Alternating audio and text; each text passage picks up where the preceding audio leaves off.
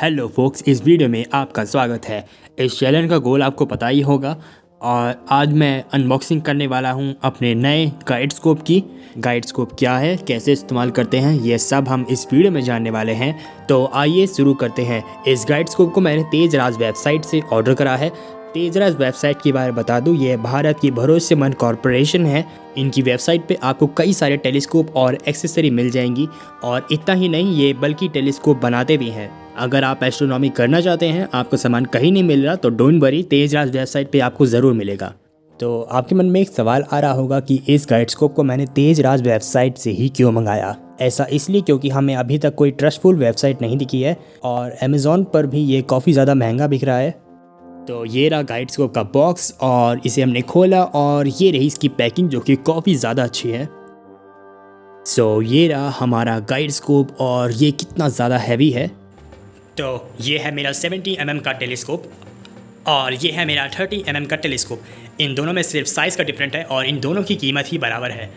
तो मैं जल्दी से अपने टेलीस्कोप पर लगाऊंगा थोड़ी देर बाद। तो आपके लिए इस छोटे से टेलीस्कोप के लिए सिर्फ एक ही इस्तेमाल है और वो है गाइडिंग, लेकिन मैंने इसके लिए तकरीबन 3 से ज़्यादा इस्तेमाल सोचे हैं।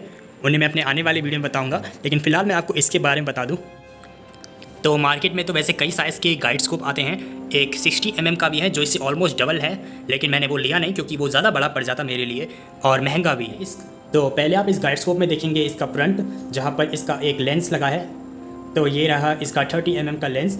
तो ये एक रिफ्लेक्टर टेलीस्कोप है और इसके बगल में आप ये 6 स्क्रू देख सकते होंगे, इतने बड़े बड़े। तो ये एडजस्टिंग के लिए स्क्रू है।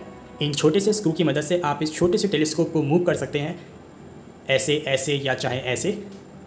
और टेलीस्कोप है तो उसे फोकस तो करना ही पड़ता है। तो पहले इसके लिए एक यहाँ पर एक स्क्रू दिया गया है, तो ये हाथ से इसको फोकस करते हैं और फिर माइनर फोकस करते हैं। तो माइनर फोकस करने के लिए आपको यहाँ पर एक छोटा सा स्क्रू दिख रहा होगा, तो इसका ढीला करते ही आप यहाँ से फोकस कर पाएंगे अपने टेलीस्कोप को। तो यह फीचर मुझे काफ़ी अच्छा लगा इसका। तो यह इसकी कैप है और यहाँ पर आप एस्ट्रो कैम लगा सकते हैं या आईपीस भी लगा सकते हैं। तो मैं आपको एग्जांपल से दिखाता हूँ।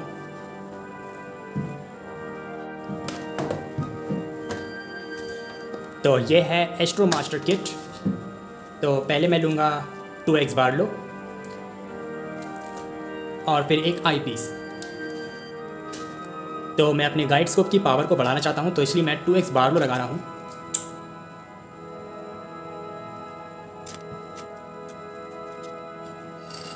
और फिर मैं आई पीस लगा दूंगा।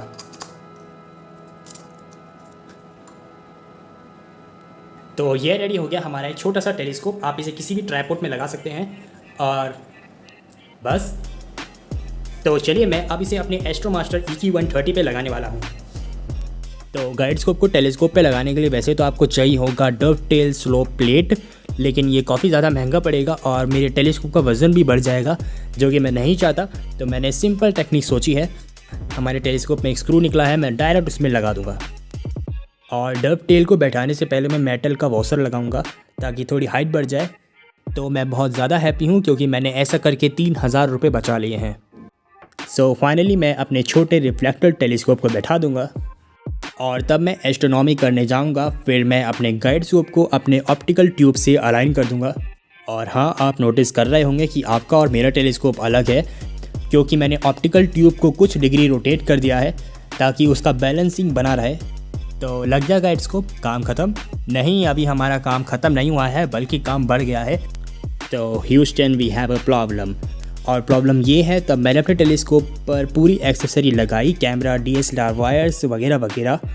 फुल सेटअप तैयार करने के बाद इससे ऑप्टिकल ट्यूब का वज़न इतना ज़्यादा बढ़ गया है कि मैं काउंटर वेट्स को मैक्सिमम लेंथ तक इस्तेमाल कर रहा हूँ और फिर भी मैं बैलेंस नहीं कर पा रहा हूँ अपने टेलीस्कोप को। इसका सॉल्यूशन सिर्फ यही है कि मैं और वज़न डालूँ काउंटर वेट्स की तरफ या ऑप्टिकल ट्यूब में से कुछ कम करूँ, जो कि मैं नहीं कर सकता। इसलिए मैं काउंटर वेट्स की तरफ एक मैग्नेट लगा दूंगा ताकि ये परफेक्ट बैलेंस हो जाए। सो अब ये परफेक्ट है और तैयार है, भले हम मैक्सिमम पेलोड कैपेसिटी से ऊपर चले गए हैं। ओके, तो अब हम जानेंगे गाइडस्कोप का इस्तेमाल क्यों होता है। तो गाइडस्कोप का इस्तेमाल ऑटो गाइडिंग के लिए होता है कि आपका टेलीस्कोप और भी एक्यूरेटली ऑब्जेक्ट को ट्रैक करे स्पेस में। तो इससे पहले मैं आगे बढ़ूँ तो मैं आपको बताना चाहूँगा टेलीस्कोप को गाइड करने के लिए कई सारे स्कोप आते हैं कई प्रकार के, और यूजली अमेचर एस्ट्रोनॉमर 3 तरह के स्कोप का इस्तेमाल करते हैं। उनमें से सबसे बेसिक है फाइंडर स्कोप, और दूसरा है रेड डॉट फाइंडर स्कोप, और तीसरा गाइड स्कोप। तो इन तीनों का काम ही अलग अलग है, लेकिन वीडियो लंबी हो जाएगी तो इसलिए मैं गाइड स्कोप की बात करना चाहूँगा। तो गाइड स्कोप इन दोनों स्कोप का काम एक साथ कर सकता है और साथ में और भी एडवांस है इन सब से। तो गाइड स्कोप कुछ ऐसे काम करता है, आपका गाइड स्कोप आपके ऑप्टिकल ट्यूब से अलाइंड होता है और उसमें एक मिनी कैम लगा रहता है, यानी एस्ट्रो कैम। तो एस्ट्रो कैम बहुत ही ज़्यादा लो नॉइज़ वाला कैमरा होता है और साथ में हाई फ्रेम पर सेकंड्स वाला भी। यह कैमरा फाइंडर स्कोप के फील्ड ऑफ व्यू में जितने भी स्टार हैं उन सब की इमेज लेता है और इन सभी इमेजेस को एनालिसिस करता है ऑटो गाइडिंग सॉफ्टवेयर। यह ऑटो गाइडिंग सॉफ्टवेयर सभी स्टार्स के मूवमेंट को एनालिसिस करता है और ये बताता है कि हमारे टेलीस्कोप की ट्रैकिंग एक्यूरेसी कैसी है, और फिर ट्रैकिंग को और भी एक्यूरेट बनाने के लिए ये सारा डाटा आपके गो टू माउंट में जाता है और आपके टेलीस्कोप की एक्यूरेसी ऑटोमेटिकली ही बढ़ जाती है। तो गाइड स्कोप कैसे काम करता है ये मैंने आपको काफ़ी आसान भाषा में बताया, और इससे याद आया कि हमारे पास एक गो टू माउंट भी नहीं है और ना ही एस्ट्रो कैम, लेकिन डोंट वरी हम जल्द ही लेंगे ये सब। तो जो भी हो, मेरे आने वाली वीडियो में हम विदाउट गो टू माउंट से गाइडिंग करेंगे। क्या ये पॉसिबल है तो मुझे भी नहीं पता ये काम करेगा या नहीं, लेकिन मैं अपनी पूरी कोशिश करूँगा ये काम करे, और हमें और भी अपडेट्स करने पड़ेंगे। तो मिलते हैं अगली वीडियो में। और हाँ, तेजराज वेबसाइट को विजिट करना मत भूलिएगा, वो एकदम ट्रस्टफुल वेबसाइट है, वहाँ से आप कुछ भी मंगा सकते हैं। तो अगर ये वीडियो आपको पसंद आई तो लाइक करिए, वरना आपकी मर्जी है, आप फ्यूचर में भी सब्सक्राइब कर सकते हैं। तो गुड बाय।